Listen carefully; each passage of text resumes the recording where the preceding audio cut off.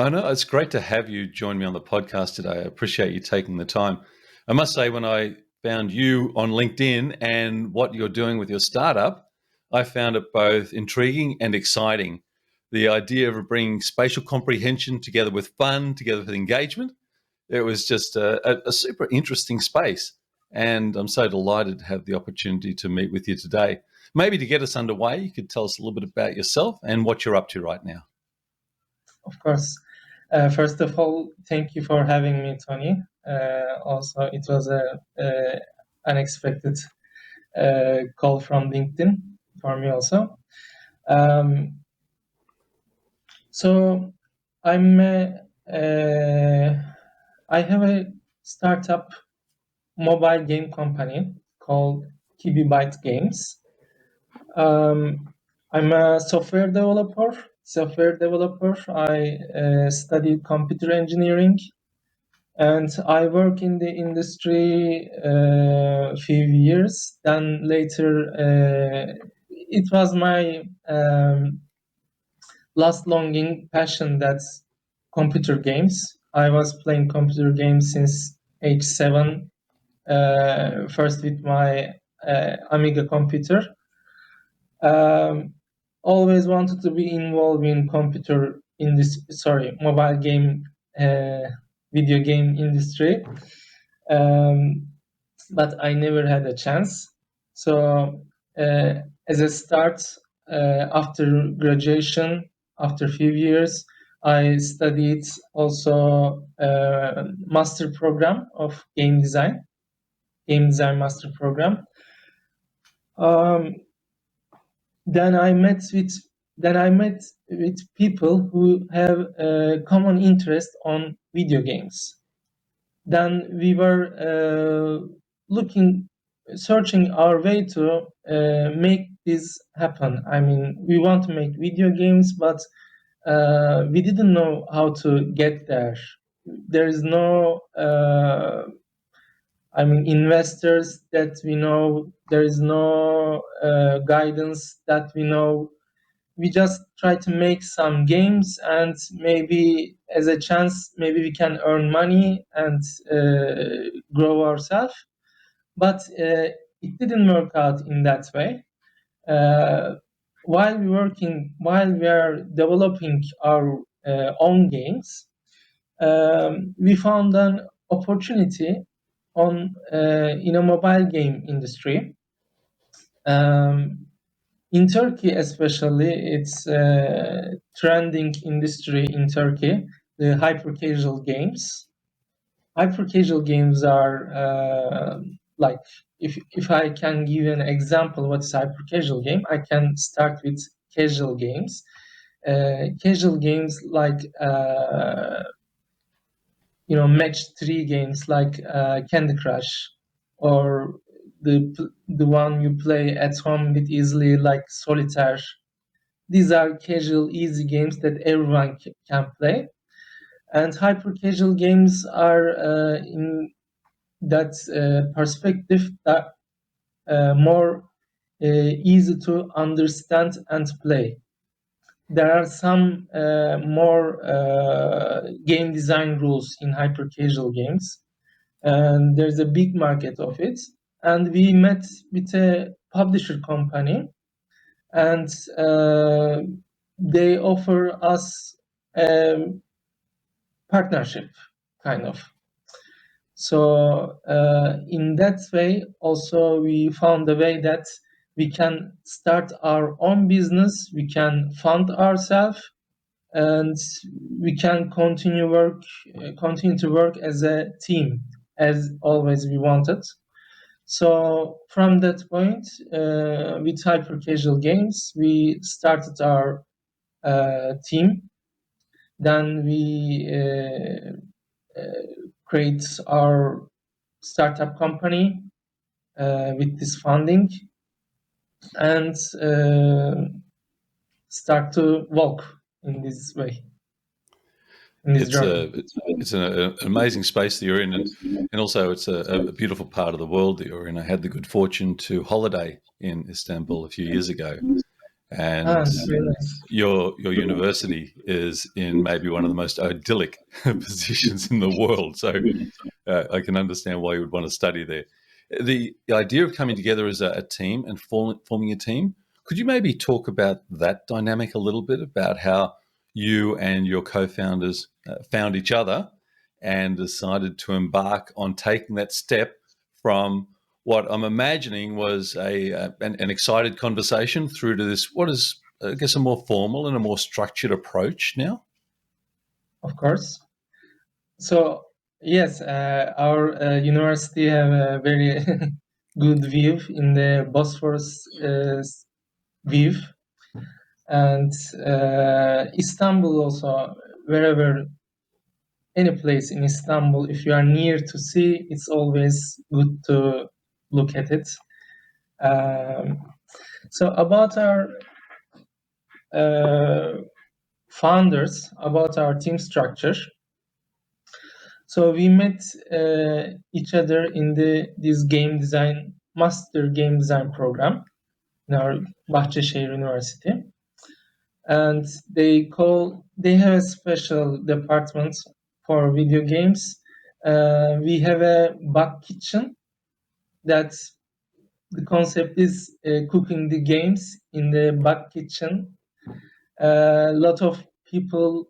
It's a one floor area actually, very big one floor area. There's a literal kitchen, and there's a aquarium shape classroom, and there are very free tables.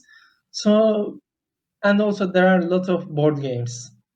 So people who is taking this program or related programs after classes, they can hang around in the kitchen, they can play games together, they can interact with each other, they can communicate with each other.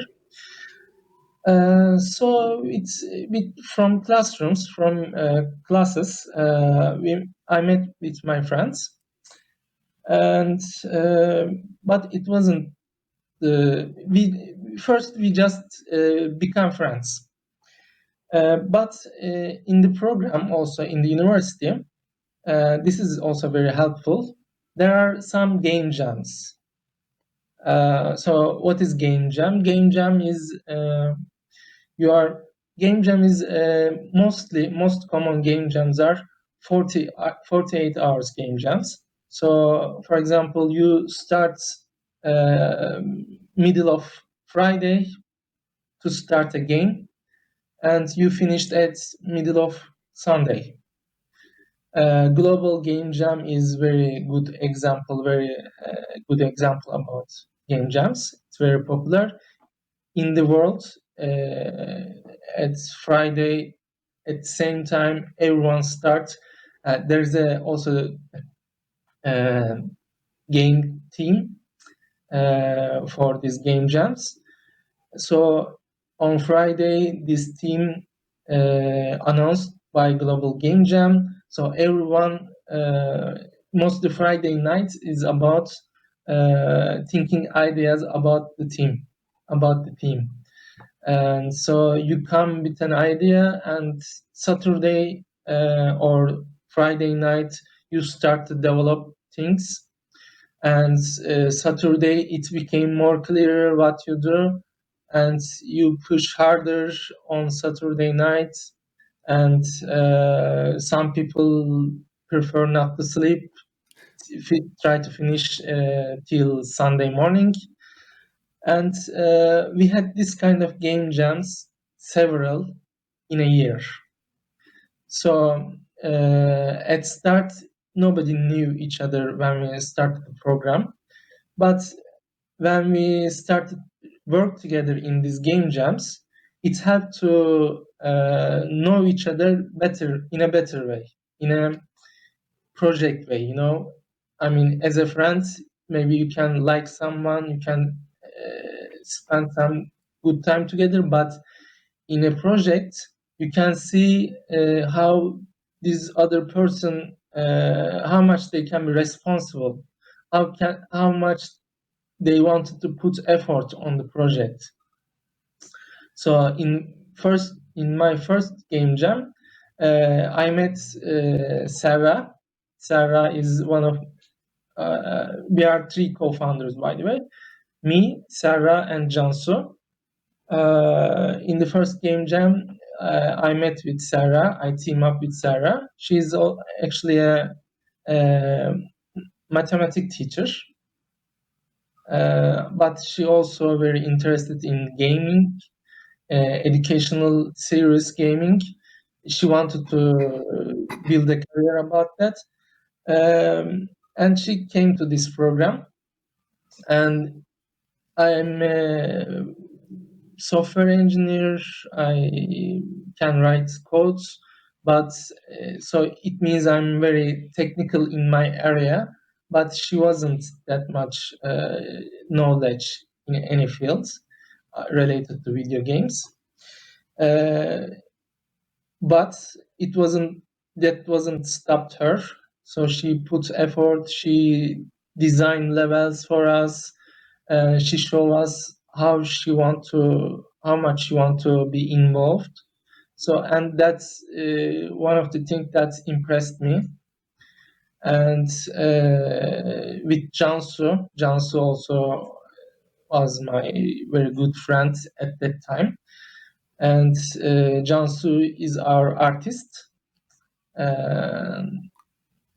She so we another game jam. We worked together with Jansu too, and as I remember, the project that we all connected was a educational game jam. So in that game jam, they specifically asked for teams that there should be one developer, one artist, one teacher. So it was a very coincidence for us, a happy coincidence for us. And in that game jam, we kind of clicked, we are just a very basic team for making a game. And we started like that. It's an interesting pathway to working out whether you can work together or not, and whether you can trust each other or not, coming through this casual, to reuse the word, I guess, but this casual approach to working as a team. The things you've just pointed out, by the way, I've lived that experience of what you're setting out to do. I think since we've met online, I've gone and downloaded games and played the games, and I haven't needed instruction. And in addition to that, my son was just visiting with me yesterday with his little daughter, so with our granddaughter. And I was explaining to my son that we would be speaking today.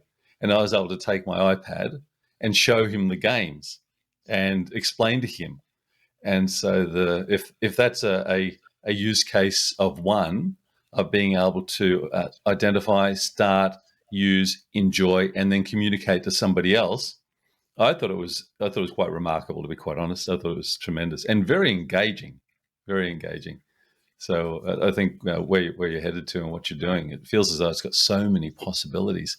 I do want to come to where you think the future is in a moment, but you've spoken about team and team structure from that very first time that the three of you came together to now, which isn't all that long in the scheme of the universe. But have you seen changes in the way you go about decision making and that you do actually make decisions together? Well, we, as a friend, as a team, we developed a lot.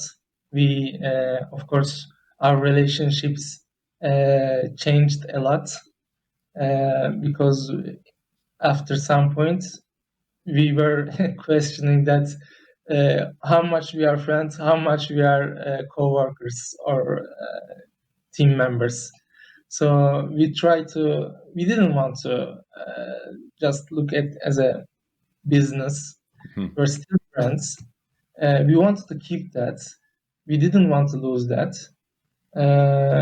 But also there are some responsibilities. We are earning our lives from these games. So in the balance in the years, it changed a little bit. But we learn much more. In the time, we learn much more to respect each other works, and we always say thank you to each other after anyone if anyone do something uh, good or put some work on it. We always thanks to them. We always listen each other. We always also, it's a good thing about being a small team. I mean, there's not too much distraction. There's not too much people, too much heads. But also, it's better than to be a one person, because if you're a one person team, you can get stuck in motivations in so many ways. So three person team, 3 person co-founders are really perfect fit for us. We share each other everything about work, outside work. We spend time together. Uh, well, everyone have equal speak, equal percentage of speak. Everyone listen each other, and we didn't want to also we in first in first professional year, the publisher we were working with was a little bit forcing us to get grower. I mean, hire more people. They wanted to change our structure a little bit, but we didn't agree that much. We didn't want to lose our startup inspiration, startup motivation. But at least we hired one more people, and for now it's still a perfect member count for us. I think you've also painted a foundation there of decision making, excuse me, and team structure that is built on trust and respect, and that's something that will, I guess, endure through growth and through. It'll become cultural. If it sounds like it's cultural already. The idea of actually making decisions, though, as a structure, but then there are inputs.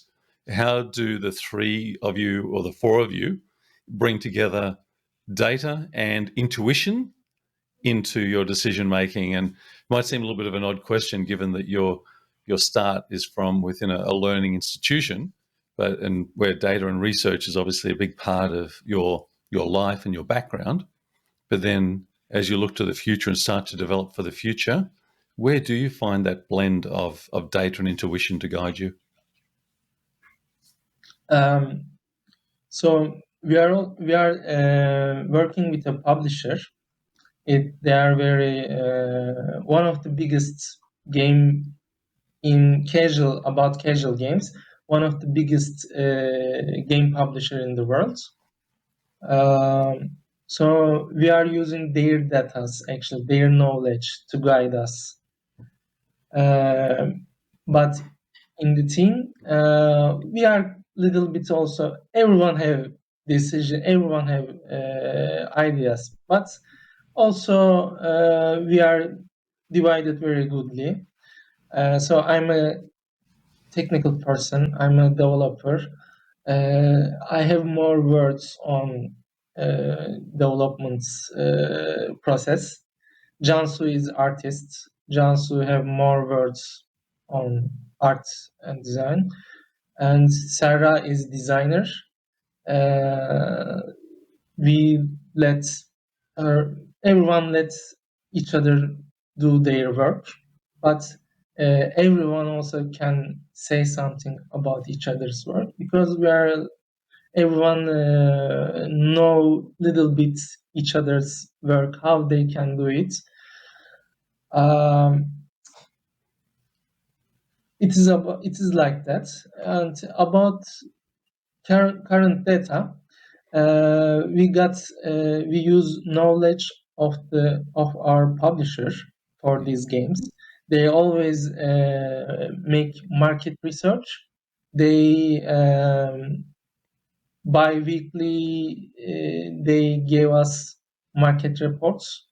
They gave us suggestion about game trends, and in this in the development and in the idea of the games, we get help from their data. But in the future, we in the future, I mean, we didn't want to stuck with only one genre. We want to grow each other. We want to try different type of games, and as we understand, I mean, we can have our own data, but there are some companies, there are some companies that's especially good for the data. So we are always open for collaboration with other companies that can provide us good data, that can provide us good knowledge. So in the future, we want to grow, we want to try different things, and most probably we will collaborate different publishers, different companies in this way. That's a very powerful collection of inputs right now. That sounds like a really rich environment. Tell me, with the future of hyper casual games and hyper casual gaming, where do you see that in the short to medium term? So hyper casual games are extension of casual games, and casual games going back, I mean very back. It's if you see a very simple Windows game or a Tetris that everyone can play, it's casual game. So hyper casual is an extension of this. Hyper casual also gets power from trending stuff. Like if there is I'm not political stuff actually, but just I mean, if there's a food crisis, you can make a game about it, and because the development process is very short, but you have to make a lot of games at the same time. I mean, it's a good thing, also it's a bad thing. You have to always come with an idea, new ideas, and trending things are helping. Especially, I mean, there are a lot of social media interaction, like Instagram, YouTube, TikTok, and maybe more, Snapchat. Sorry, people are hanging out there, and people always find new trending things, follow new things, and since new trends are coming, hyper casual games always will find their inspiration. So also everyone become more gamer, and we are trying to making that also. We are trying to make this happen also. We want everyone have a smartphone. Everyone can access a minimum amount of, I mean, computing power in their hands. So everyone is a potential gamer. If there's a game, also, if you think about that, if you even don't have a mobile phone, something, everyone actually like playing games. I mean, it can be a board game, it can be a card game, maybe a game on the streets, hide and seek, for example. So everyone's a gamer actually in their life. But mobile games are making this more reachable, from your hands. And so this industry will continue to grow and continue to shape what people most like. Also, trending things are helping to this industry. In the long term, I'm not sure exactly how it will evolve, but it will continue to give people more reachable, more easy games, and I'm sure people will always like this kind of easy games. I think you've positioned that very well, and you've made me think about it in a more real way about the inputs and the guidance to strategy in the future. Wonder if you could finish for us today with sharing your considerations around mentors and coaches, and whether you've started to look for those, or if you haven't, what you would be ideally looking for from a mentor or a coach to help your organization, your team grow. Um, uh, current days in our recent projects, so we are making prototypes each month, little game prototypes each month, and we are making test run. We are with a small advertisement budget. We publish the game and see how people react.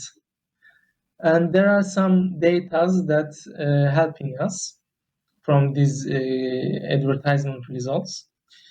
So, for example, there's in the terminology there's a CPI, cost per install. If you see the game's ads on your Instagram or Facebook, and when you click it, it affects the CPI value. And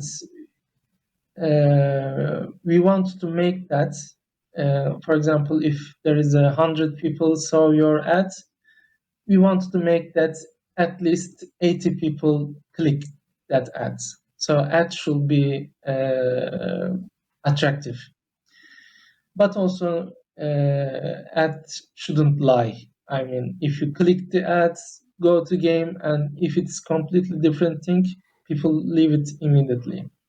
So ads should be real and attractive. It means your game should be attractive. Second thing is the retention value. Retention value is okay, 8 people clicked, installed, and play your game, and it is real. But how entertainment? How continuous? I mean, if you still want to play the game the next day or not. So from these 8 people, we are expecting at least 45 of them play the game next day again. So it's retention. Yeah.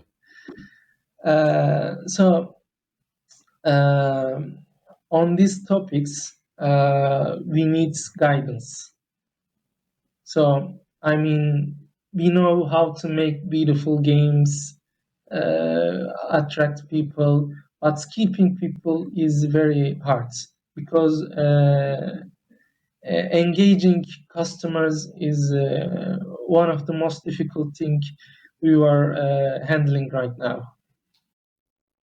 And we keep get guidance about on this topic. And our publisher helping us in this topic, but we always open for more collaboration, more coaching, but there is not exactly a company or a structure to guide us except our other than our publisher. But We have also friend companies. We are interacting with them. We are talking with them, sharing ideas, listening their stories, telling our stories, and we try to understand more how we can achieve these data goals. That's a tremendous reflection on mentors and coaches, and not just identifying the what, but the why. And so thank you for sharing those insights. It's been a pleasure to meet with you today, and thank you for taking us inside your startup and the hyper casual gaming. I'm very excited for your future, and it'll be terrific to stay in touch and to track your progress. But I want to thank you very much for joining me today.